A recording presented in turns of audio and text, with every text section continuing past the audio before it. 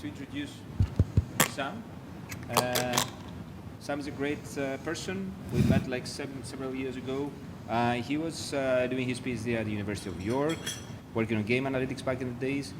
He now is with Microsoft Research, Cambridge, and he does quite a lot of fascinating stuff with deep reinforcement learning and multi-agent systems, and the place where they meet. And today he's going to be talking about ways we can design games so that AI can play. So thank you, Sam, for being here. Looking forward. Thanks. Thank you, Georgios, and thank you to the organizers for the invitation. My name's Sam Devlin, and today I want to reverse the problem of game AI for playing games and focus, instead of on the agent, on the environment. Right? So a lot of talks, like the great intro that Julian just gave and the ones you'll see this afternoon, will talk a lot about that agent and how you improve the agent. What I want to talk about instead is how do you make your game work well with this particular AI. In particular, I'm going to be talking to the game designers in the room, those of you that are hacking this week and want to make some new mechanics. Right? And to do that, I'm going to share a few examples where I've been actively involved in prototyping games, new mechanics, and try to make AIs work and sometimes fail. Because it's important, as all good machine learners know, to have both positive and negative examples. So I want to share with you some of my failures there. So as Julian and Georgios have already set up, well, game AI has had all these great successes in playing AI, and you can now fairly simply download many algorithms that can play Atari games very well, or you can take the GVG AI examples. Maybe you've got an MCTS agent there that you particularly like, or an evolutionary algorithm. The things I'm going to talk about today should be independent of what particular algorithm that you use. So take whichever one that you particularly like off the shelf. And then at the opposite extreme, we have these existence proofs, right, that show that with huge investment and great teams, you can get superhuman performance in really, really complex games.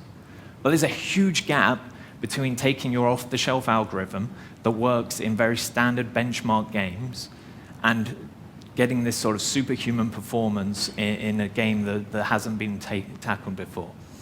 Which leads to some concluding, including this particularly famous piece by Alex a few years back, saying that reinforcement learning doesn't work yet. Right? There are huge failures that fall into this gap when people try to transition from doing just Atari, Mario, or GVG AI and extend it into entirely new games. We see the successes, and sometimes people give us a little sneak into some of the failures along the route. And trust me, there are many. But we don't see enough of those failures in the middle, and I hope to share some of those with you today to help you on your journey, some of my understanding currently and my journey in trying to breach this gap. A large part of the reason why I think there is this issue is what I'm referring to as the shaky stack of deep reinforcement learning for games. So right at the base of this stack, we have basic linear algebra subroutines that have been around for decades. Right? This is a very solid block. People have implemented these, tested these. These are battle tested and a solid basis to build off of. Over the last decade, with billions of investment and a huge number of people, we now have this somewhat reliable stacking block of deep learning. It's still got some kinks, but if you're in pure supervised learning mode, it's somewhat reliable. Reinforcement learning is not there yet, right? This is a very wonky brick that is loosely balanced on top of this. Okay? I say this out of love for reinforcement learning. My background is in this space. And frankly, I would say it's slightly more stable than some of the other algorithms and the libraries that are there to support them. But it's a wonky block, and I think this is why the people have challenge balancing it. And the biggest one that I put on top of this when people try to jump from that Atari game up to a Dota or a StarCraft is if you add multiplayer games on top of this stack, you're doomed to fall, right? Like this is the wonkiest block on the top. And so if I can offer one piece of advice today and one takeaway from this next hour before the lunch break is try and work your way down this block, right? Try and reduce, if you can, your nasty multi-agent reinforcement deep learning problem down to a supervised learning problem. If you can get it to basic linear algebra, even better. But take an algorithm you know, understand why it works, and then try and map your game down to that. So my agenda for today is I'm going to go through the theory on Markov decision processes, two-player zero-sum games, multi-agent MDPs, and maybe get towards general-sum games. In other words, I'm going to talk single-player games, fully competitive games, fully collaborative games, and then all other games. Okay? Littered with examples to try and make this a little bit more entertaining and based on my own experiences in this space. At this point, I want to pause to recognize that what I'm about to present is lessons learned from working with an amazing team, many former interns and colleagues, and a whole range of external collaborators. Every success that you see today is due to these amazing people, and every failure and mistake is probably my own. Oh, that's a nice scapegoat. Okay, so if I'm saying map everything down to something that works, what works? Okay? So at the very basic, I want to go for a Markov decision process or a single-player game for AI. Right? At this current day, I would say that we're in a place where you can fairly reliably get something that will play Atari, play Breakout. Right? Montezuma's Revenge took an extra decade and highly bespoke solutions to get to Montezuma's Revenge. If you can, map your game to Breakout as much as possible. Try and move towards the Breakout. Find the breakouts. They're the things that you can reliably learn and train. Formally, a Markov decision process includes your states, actions, transition function, rewards, importantly, your discount factor, and the idea is that we're trying to find an optimal policy to act in here and maximize the reward. So we have this typical image from Sutton and Bartow of an agent embodied in the environment, taking some actions, receiving a reward, and moving into a next state. A lot of people, like I said, will focus on the agent. I instead want to focus on that environment and on the Markov decision process that's underlying it. Okay? But your game doesn't look like this. So how do we map the new game idea that you have into something like this very abstract Markov decision process? So I'm going to step through each of these features one by one, starting with state. So the key assumption in almost all of these algorithms is the Markov property that says the state that you input alone should have sufficient information to act optimally. Everything has to be in that state, otherwise none of the theory holds. Partial observability, like you see in Montezuma's Revenge with multiple screens, immediately breaks that property. Even if you think your game is fully observable because it's single screen like Breakout, this does not have the Markov property, right? Can anyone tell me why this doesn't have the Markov property? Yep, exactly like the gentleman said, you don't know where the ball is moving, right? From a single screen, that ball could be going up and to the right, at which point you probably want to move more into the corner, or it could be coming down and left and you want to move in the opposite direction. So in the Atari DQN paper that Julian referenced earlier, the solution that they found was not any sort of approach to learner representation, just put 3 or 4 frames in, put it directly in your state, then you have all of the information you need to infer the direction of the ball on the screen. And so now we've gone back to a fully observable game where the Markov property holds. So my overall recommendation is if you are in a partially observable setting and you want to deploy one of these algorithms, is simply don't. Right? If you are in full control of your game and your game design, create a state that adheres to the Markov property.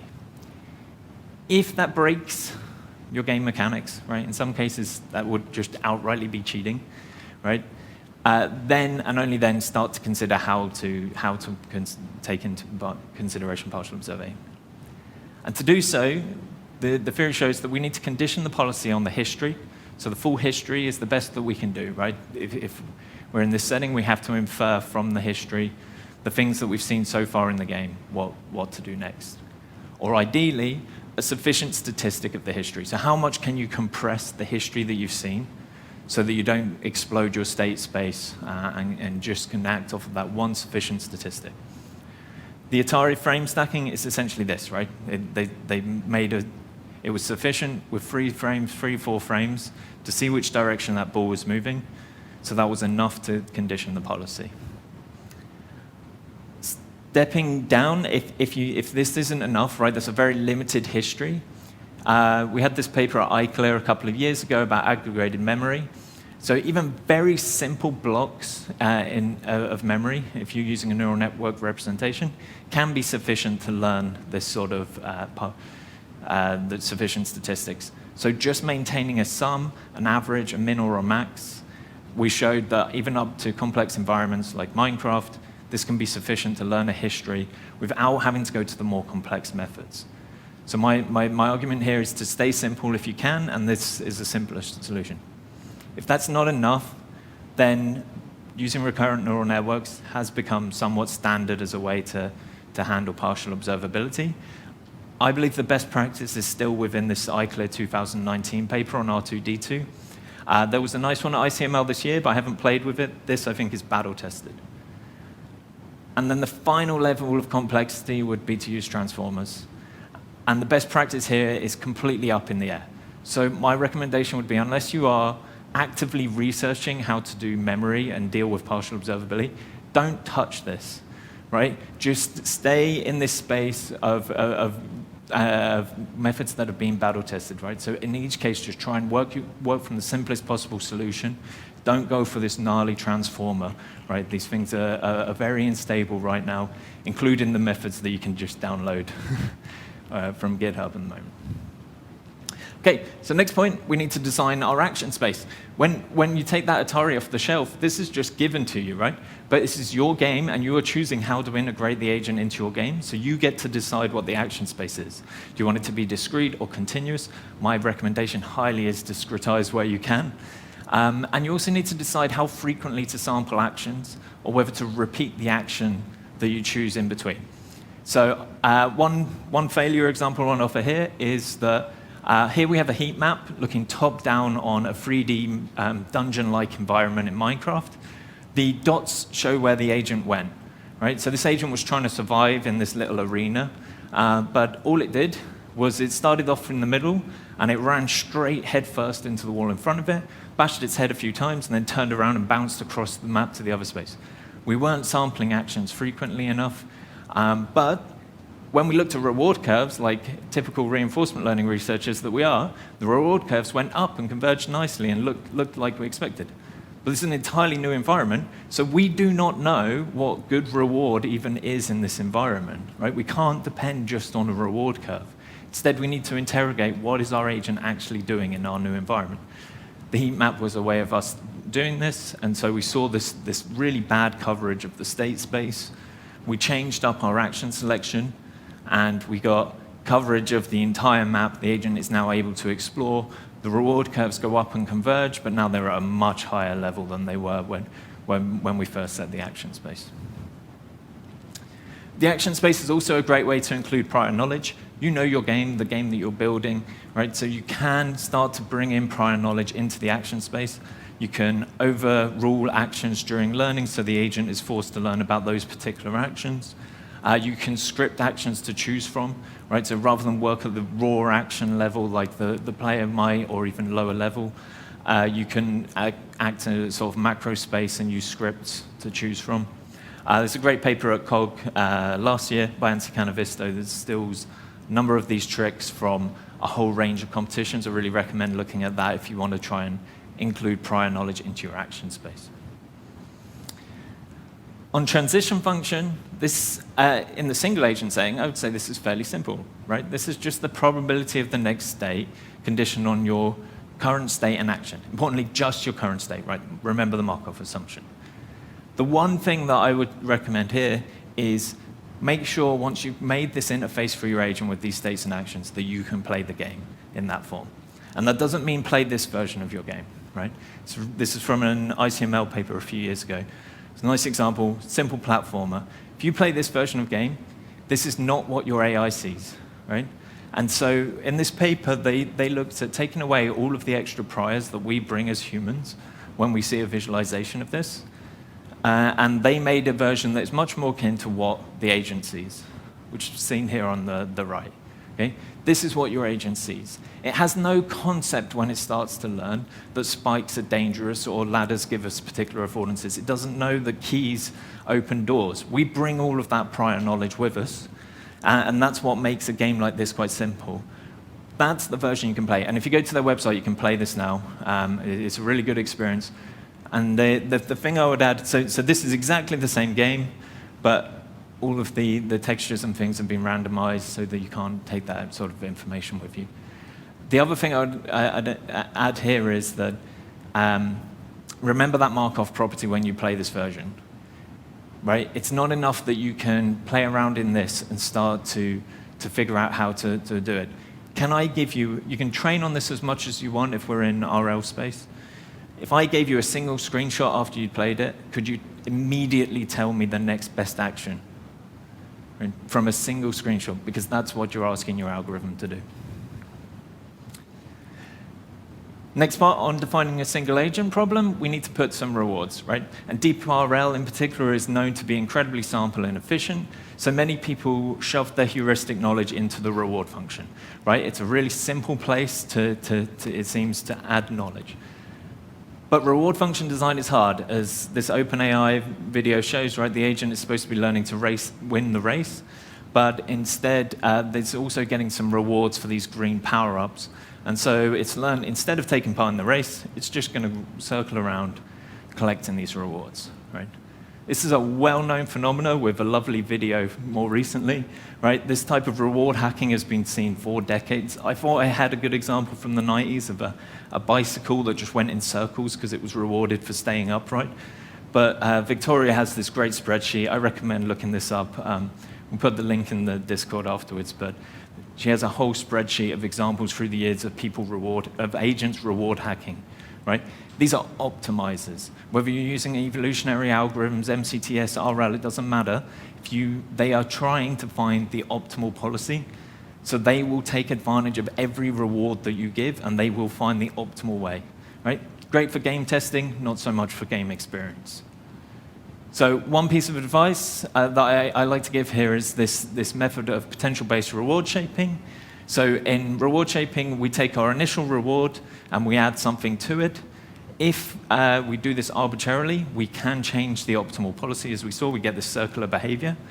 But if you instead take this particular form where we give potential to a particular state, so perhaps there's higher potential for collecting a power-up, and we reward the change in that potential, then we get this guarantee that we won't alter the optimal policy, and we get similar in multiplayer games. The main thing here is that everything we give the agent, we will also take away. So in the example where it's collecting the power-ups, that gave it a power boost, which slowly diminishes. At which point, if you started to penalize the diminishing, it wouldn't matter that it gets the power-up. It would still bias the search, so it would learn to collect power-ups, but it wouldn't stop the convergence, the optimal policy. One critical detail here for the theory side is that we use gamma there, which has to be the same discount factor as your learning algorithm. But particularly if you're in DeepRL space, we have no guarantees anyway. In that space, we found it's typically enough to just do the penalizing. Add the reward, but penalize any heuristic knowledge. And that's usually sufficient to make sure you still learn the type of policy you want. So one example of doing this is a hackathon project that we did, similar sort of time frame as what's going to go on this week. Sorry, the colors are a little off on the screen, I did notice, but those that can see the one in the back, hopefully it's a bit brighter. But we have a simple 2D platformer game, illustrations from Kenny, kindly, where we have our character that's got to get to an exit. And so this game was made in Pygame over about 2 or 3 days. And it's a DQN agent that follows essentially all the advice I've given in this section, right? So whilst the game design and game creation team were working on making the game, I was out reading the Mario literature and working out what was the state representations that get used there. So I took the state representation from the prior Mario works, I discretized the action space to the simplest possible setting, gave a reward +1 for reaching the exit. There was a discount less than 1, so we encouraged the agent to get to the exit as quickly as possible. And then we used potential-based reward shaping for the diamonds. So the diamonds, encourage the agent, in this case, badly, encourage the agent to explore them, but ultimately don't change the goal of getting to the exit as quickly as possible. The game concept was not to play these games, but instead people designed levels in tiled to try and create a curriculum for the agent, and then you competed on how many levels it took you to train your particular agent. But yeah, kept it simple, single agent, and based everything off of this advice on discretizing actions and using the past prior work. How did we make this? How did we take a game that had a very different mechanic, right? Designing levels rather than playing a platformer, but how do we base the AI in the game on something that was well established and known to work? And that was one of the more successful hackathon ones. It's all open source. This was cleaned up considerably. This is not hackathon code. There was much more programmer art. Big shout out to Diggle, who I was here last year, who did a lot of the work post-hackathon on tidying up the code for open sourcing and improving the graphics on that. Okay, so I want to move on to fully competitive or two-player zero-sum games. And we've seen some examples of this early on, right? The classic chess beating Garry Kasparov, the much more recent AlphaStar. The agents here are, of course, very, very different. But if we think about the environment, the point I want to make here is that the fundamental problem remains the same when you're in a fully competitive two-player zero-sum game, okay? In particular, our solution concept has changed. We can't now think about just learning an optimal policy. Instead, we have the concept of Nash equilibrium, where no one agent has anything to gain by changing only their own strategy. Okay? First time you see this can seem really abstract, so try to bring a more personal example. I used to play far too much GoldenEye, and playing one-on-one GoldenEye, there was a bit of an issue when one of you ended up on one side of a door and the other one of you ended up on the other side of the door. Back in the day, split screen, we both knew exactly where each other were, and whoever opened the door, there was a slight clipping issue in that your hand and gun would go through the door, and the other person could shoot your hand and you would lose, right? So we would end up either side of the door, neither one of us wanting to change our own strategy, right? Because we were going to just stand still and wait for the other person to go through the door. So we were in an equilibrium. We couldn't alone change anything. There was no other way around. We had to resort to a meta game. We had to introduce new actions and start giving each other stick until somebody broke and tried to open the door. The biggest thing that this then introduces as a core problem is that we now have non-stationary transitions, right? If both agents are acting in the same environment and updating their policy at the same time, then the probability of the next state is no longer dependent on the current state in action. It is also dependent on the policy of the other agent in the environment that you cannot observe. So if we took our platformer game from previously and we added in an enemy that's trying to defeat the agent, stop them getting to the exit, then we might be able to learn how to do this and beat this particular agent that's walking around on the floor. But the next time we get to the exact same state, the agent has learned now to fly, right? And whilst I had to visualize it for it to be on a slide, if we can't see that and we just see the same enemy there, we might think that we can take the same actions and get the same outcome, but we won't, because our enemy has changed their policy and we can't observe this, and so we get this non-stationary problem. My main advice here is that when you're in control of both of these, we can remove this problem by fixing one of them, and then just learning what is known as a best response. And so in a very hastily made slide based off of the example that came up earlier of the basket on the head, I realized this is a good example, again, of Nash equilibrium and in the concept of a best response.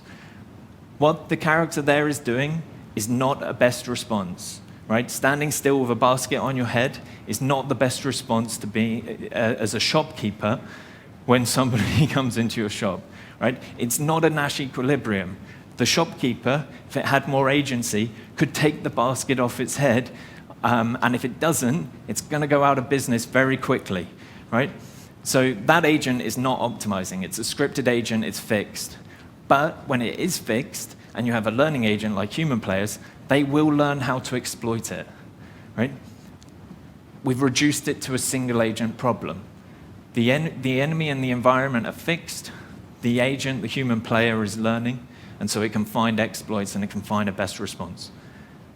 For any case where you have multiple agents learning, to avoid non-stationary rewards, fix the other agents and learn a best response.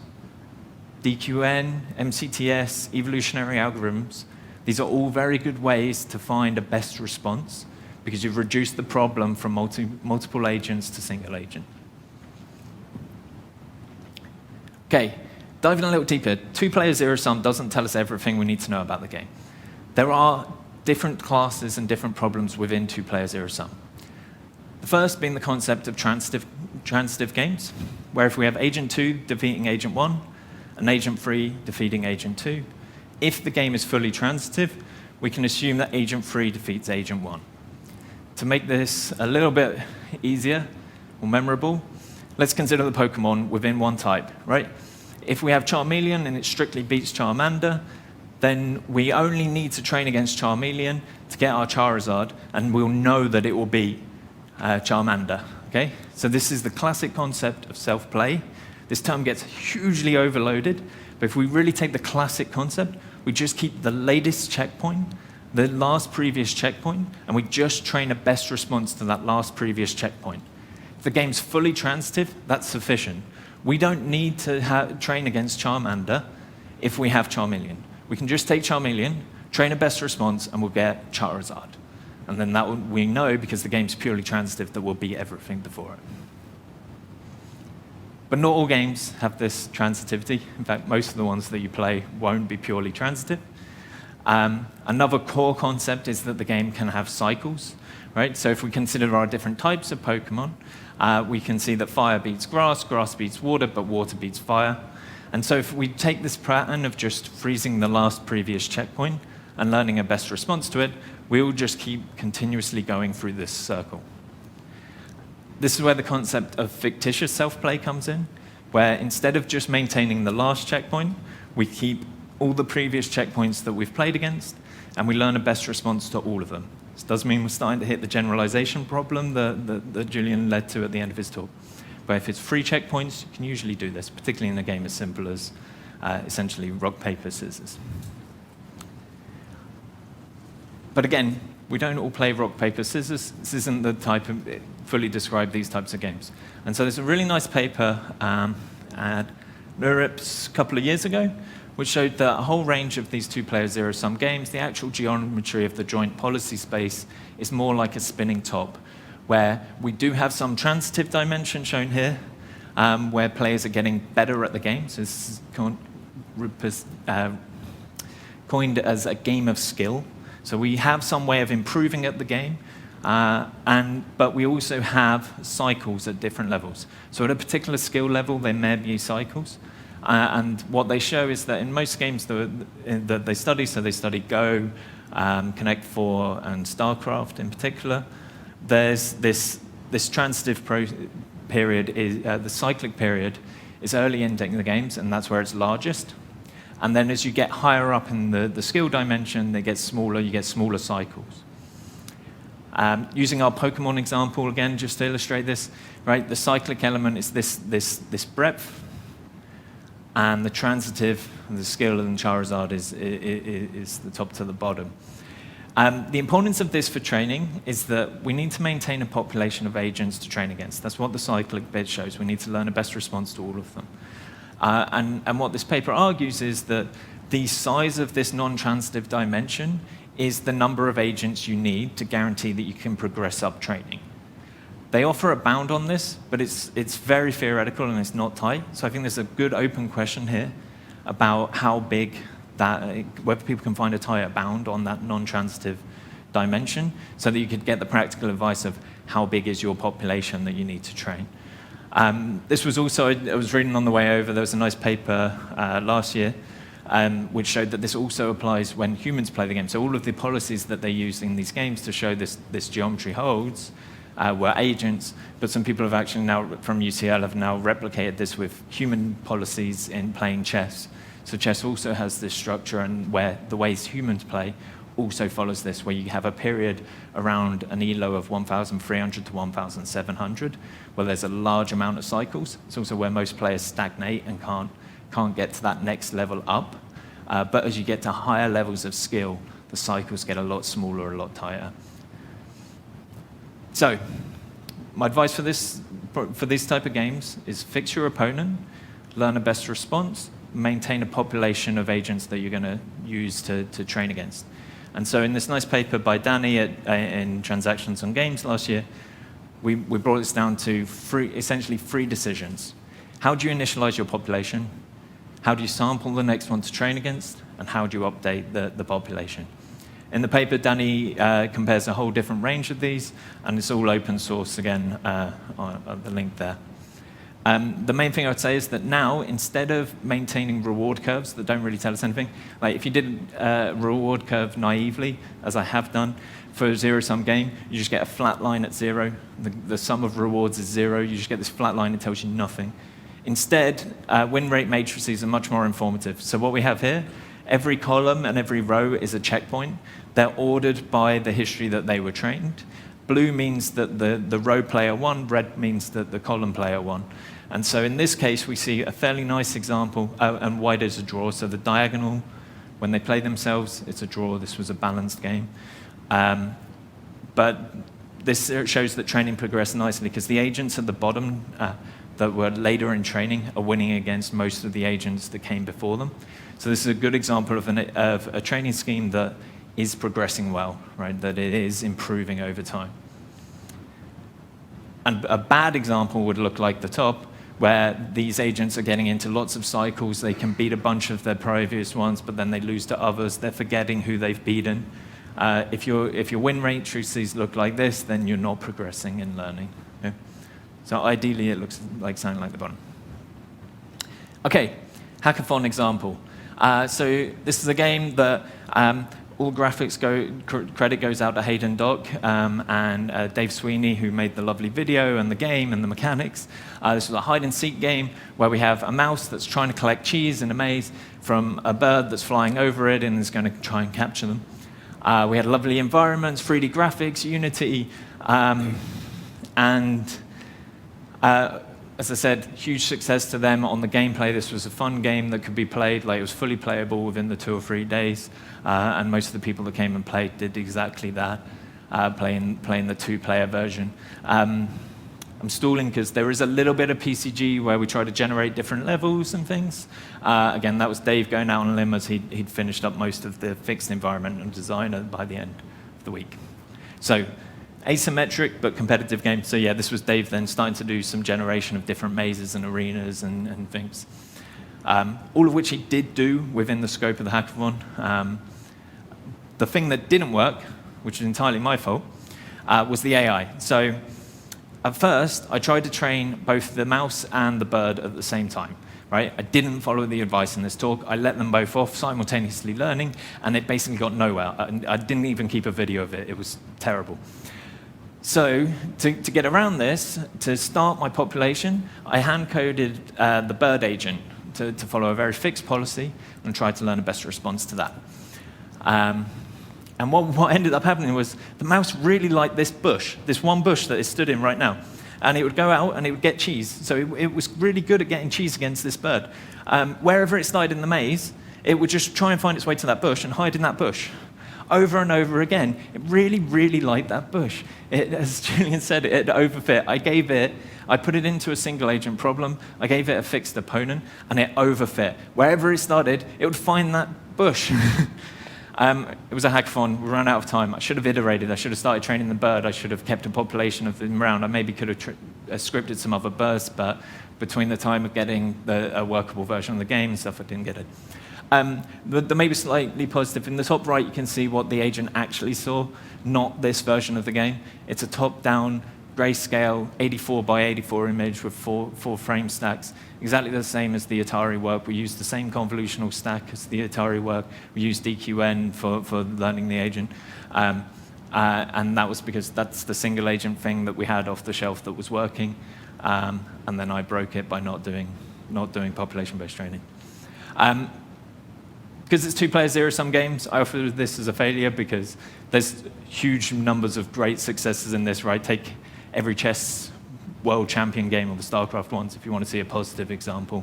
But I wanted to show you what happens if you just have one opponent and you overfit that particular opponent, right? If we put a human in this is going to be a boring game. They're going to just go to that thing, to that one bush.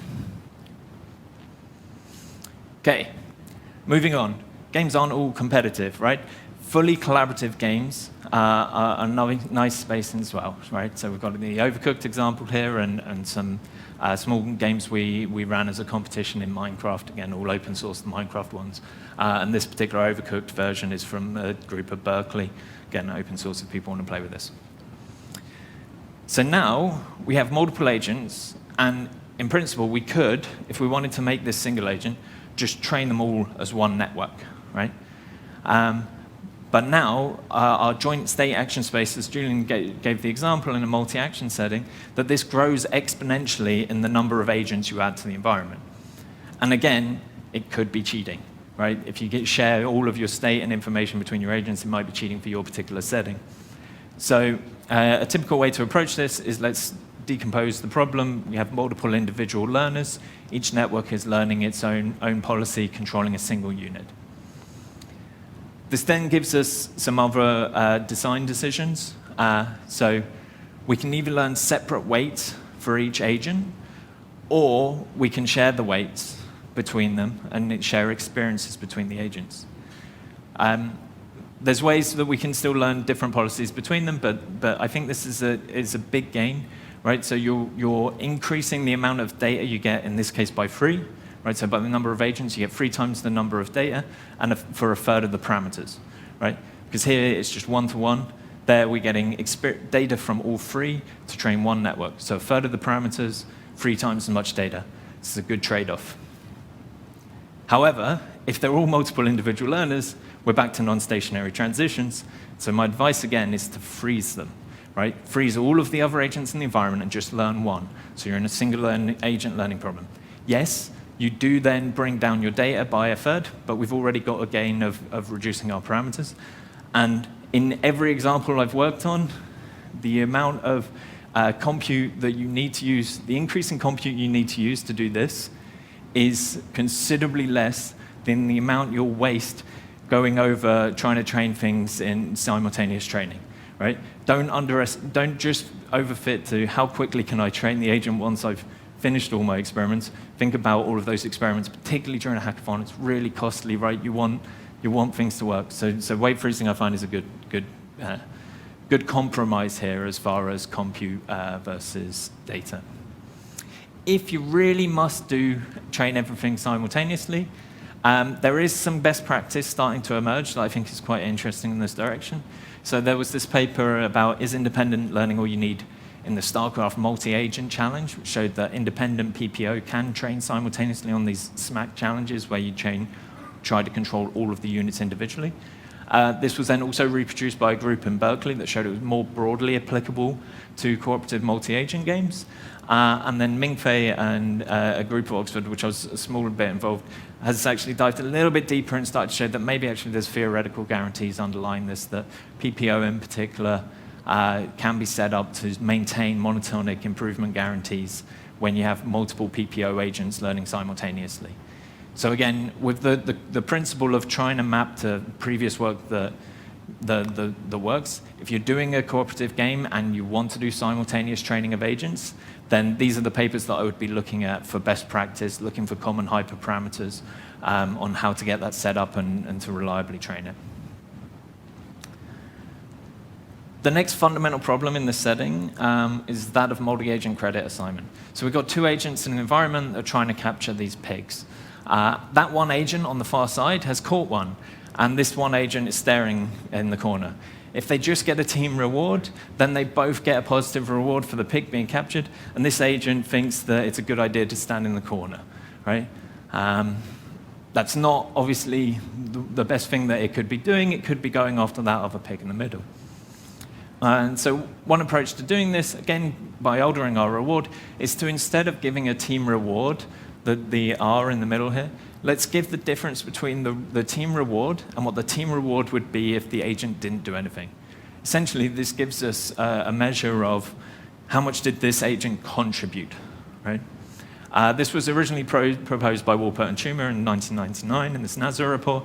Khan, Toomer, his lab have done decades of work on this, showing this applies in a whole bunch of range of places. So if you can design your reward to quantify contribution, then do it. You've got a far simpler problem. You remove the noise of what the other agents in the environments are doing. You get a cleaner signal for your agent towards maximizing its own contribution rather than getting confused and delusional about the team reward. There has been a whole bunch of work since then on learning the reward function and this decomposition. So stuff from Khan's group originally in 2014, learn the reward function, then you can estimate this difference. There was a paper, I think it was one of the best paper awarded at AAAI 2018 from this group at Oxford on Coma, which did the deep RL version of this. Again, tried my own hand on this more recently in an Armus paper. But these types of approach are only necessary if you can't decompose that reward. If you're designing your own game and you have full control of the reward design, don't you do this, right? This is taking your already shaky stack of multi-agent deep RL and it's throwing another neural network that's got to learn the reward function or the queue function and learn how to decompose it. So if you can avoid it, don't do it. Stick to a single agent problem. There was also a simultaneous line of work around value decomposition networks and QMIGs. But again, there's some more recent theory work that again suggests that actually all of these approaches are essentially instances of difference rewards. And what they're doing is learning to try and do that decomposition and learn how to reward an agent for its contribution. So if you can, just reward your agent for its contribution. So, case study, not a hackathon game this time. Age of Empires is obviously not our game. This was a nice collaboration that we had with the studio, purely for reward research purposes. But I offer it now as an example where we successfully applied these exact lessons and were able to beat the in-game AI at this ship battle scenario. So with the red agents fighting the blue agents, which are the in-game AI, we lose a few ships, but overall we win the majority of the time. This is multiple individual learners with weight sharing, weight freezing, and directly calculating the difference rewards to reward the agents for their contribution. Not sure where we are on timing. I think we're getting close, so I'll leave that at that, but there's a GDC talk. The slides are freely available. Fortunately, due to GDC's ways, the talk isn't yet, but hopefully we'll get the full details out. But if you want more details on this, please check out the slides that are available on the GDC site. How many? 5 minutes. Okay, that can work. Yeah, that can work. Okay, so I've talked a lot about fully competitive games, and at the other extreme, fully collaborative games. But again, like your games aren't transitive or cyclic, they're going to be somewhere in the middle. And there's this huge space of general sum games, which if you just throw your agents in, assuming it's a general sum game, you're probably going to fail. It's possibly even impossible if you assume nothing about this and just go for the broadest possible class. So what structure do you know about your game? What do you know specifically about your game? What rules, what constraints are in there? And with that structure, can you reduce your problem down to a single agent MDP? I want to give an example from some of my current ongoing research and what the team is focused on. So in particular, we work with a game studio called Ninja Theory that are based close by to us in Cambridge. They made this 4v4 multiplayer arena game called Bleeding Edge, which we've been working with for a while now, in particular to explore human-AI collaboration, right? Surprisingly understudied problem is team games, right? When you've got two teams of players playing against each other. Now, I think a large part of this is because most people assume they're going to train the whole team, like the OpenAI Dota 5 work did, that they're going to train the whole team and that they're going to play against an opposing team, at which point you can make it a fully collaborative game, so you learn how to work well as a team, and a two-player zero-sum game. So you can decompose it into these two parts. We assume the worst about our opponents. We learn as a team the best response to them, and then we can use that on these agents. But if we're talking human-AI collaboration, we do not have control over the human. We can't train with them. We can't enforce a particular learning algorithm on them. And frankly, I think this is a problem that is in almost any game where you actually want to deploy these agents, right? Because even if they're the NPCs in the environment, then you're always going to have this learning human in the environment learning at the same time. So how do we account for that, particularly in a setting where we want to be a good teammate to them? So this was a little bit of an observation that we came around to a little bit from the Minecraft collaborative challenge that I mentioned earlier that we ran. So the contestants, and hopefully you, can now train agents to play well together, right? So we get two teams that can play a game well together. But it all overfits, right? Like, they play well together, but as soon as you match two agents that didn't train well together, they won't play well together. And even if you take two instances of exactly the same algorithm and train it with different random seeds, they probably won't play well together either. And of course, if it's a human, we are not learning at the same time, so we don't have that sort of advantage. This was, I thought, originally proposed by Peter Stone in this 2010 paper. There's a nice survey paper that I've got a cite for later that actually puts this back a little while earlier. But in 2010, Peter Stone and colleagues proposed this as the ad hoc autonomous agent teams problem about how do you coordinate without prior coordination. I think there's some interesting work that's starting to progress on this, but I think this is quite an open challenge space. Formally, sorry, maths, just before lunch break, but formally, essentially all we're doing is we're taking that collaborative multi-agent task, which is the line at the top, and we're now including an expectation over all possible agents that we could play with.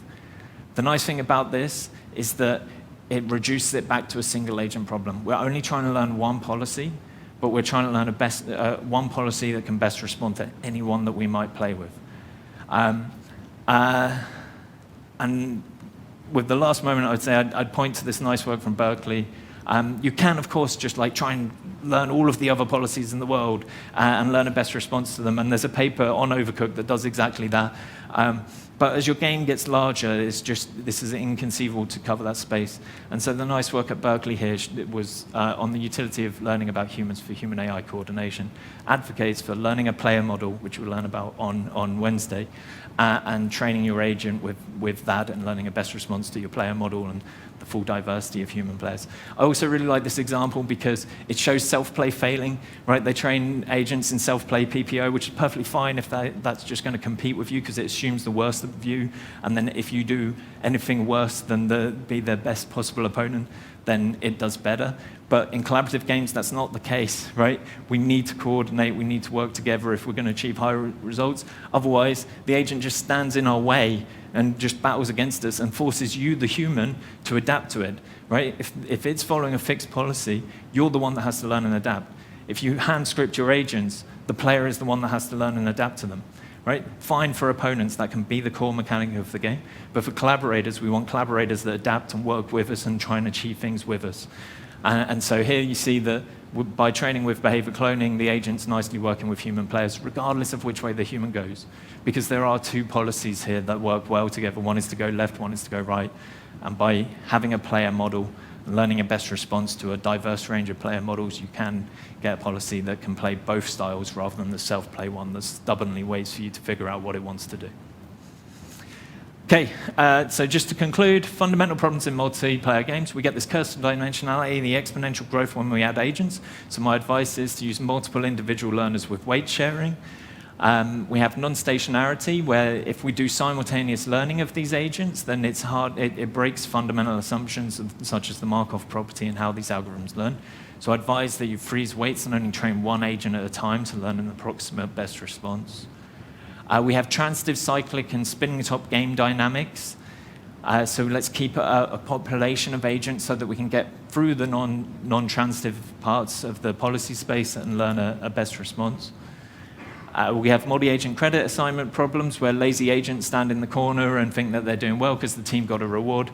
I recommend using difference rewards to decompose the reward. And if you need to shove extra extra heuristic knowledge about what's a good way to act. Use potential-based reward shaping so that you don't introduce these positive reward cycles and get your boat spinning in a circle. And for ad hoc teamwork and how to play well with anyone without prior coordination, I recommend paying attention to day 3 in the player modeling section. And to close, if you take nothing else away, just remember it's a shaky stack, and if you're trying to make a game, work down the stack, not up. And for those of you that are more interested in agents, join the fantastic talk this afternoon and think about how to make this stack more stable so that we can do all of the weird, quirky stuff with simultaneously learning multiple agents in the future. Thanks.